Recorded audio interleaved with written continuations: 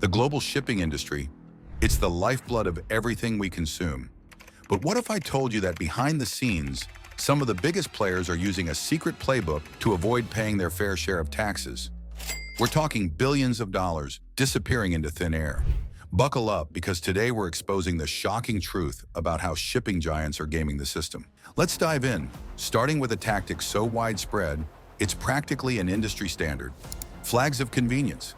Imagine registering your ship in a country with almost no rules, low taxes, weak labor laws, and minimal environmental oversight. That's the power of flags of convenience, FOC. Here's how it works. A shipping company in a high-tax country registers its ship in an FOC country like Panama or Liberia. Boom! Instant tax savings and freedom from regulations. These countries offer a sweet deal. No income tax, lenient labor laws, and even anonymous ownership. It's like a playground for tax evasion. Why do shipping companies love FOCs? Simple. Tax avoidance, cheaper labor, less oversight, easy registration, and secrecy. It's the ultimate corporate escape route. But here's the dark side.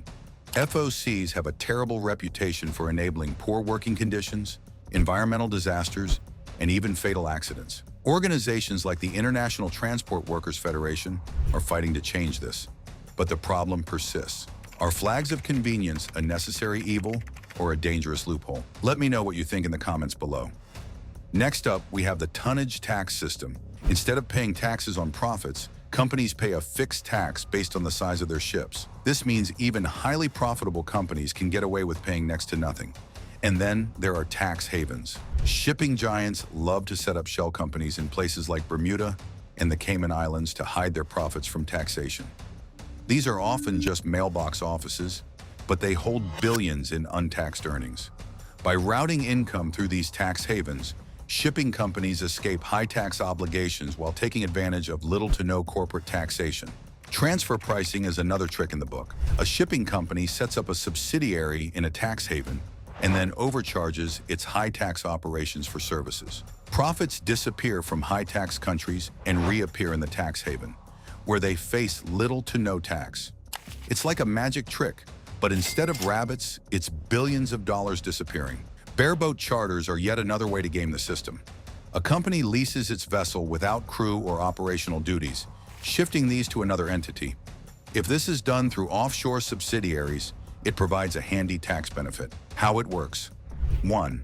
A shipping company registers a subsidiary in a tax haven like Bermuda.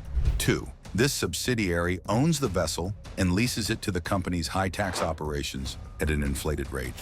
3. The high tax entity deducts lease payments as expenses, lowering its taxable income. Meanwhile, the tax haven subsidiary collects the lease payments tax-free.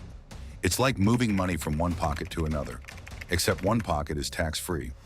Shipping companies also postpone tax payments for years by claiming reinvestments in new vessels, port infrastructure, or fleet expansion.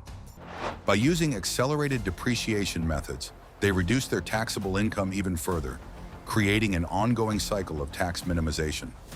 Shipping companies exploit double taxation treaties to avoid being taxed in multiple jurisdictions.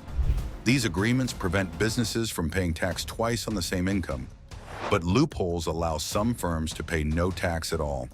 How this works: a company registered in country A but operating in country B claims tax exemptions through international agreements. Some treaties exempt profits earned in international waters from taxation altogether.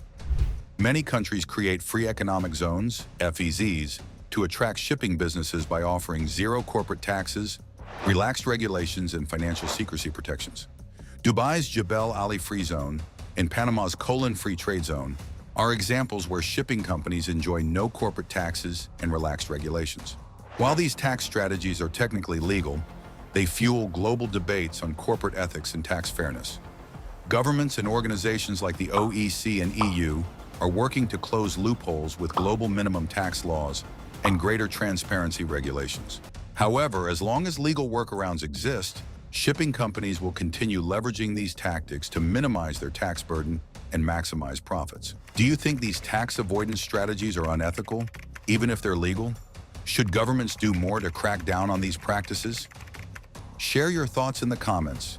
If you found this insight eye-opening, don't forget to like, subscribe, and hit the notification bell so you don't miss our next deep dive.